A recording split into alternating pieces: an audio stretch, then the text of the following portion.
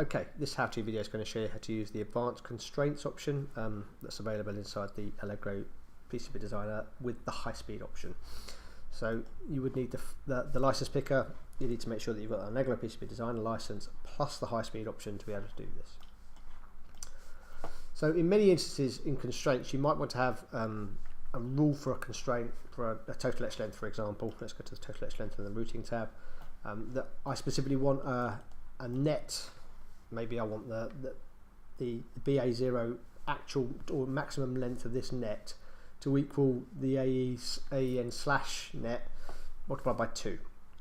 And the way we would do this is effectively go to the maximum length of the net that we want to set the rule to, do a right mouse button.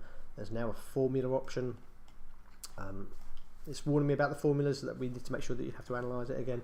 And then I get the formula selection. So what one will we use? I want to set this value, so this actual value of this AEN slash net gives me the details here, and I want it to be that times by 3, for example. So let's click OK.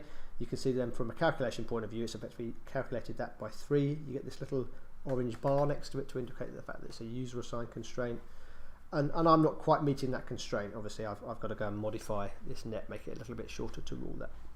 Once I've done that, if I make a change, what I can do is I can then come back to here and I can do a right mouse button analyze it, but then update these values based on what I've changed in the design.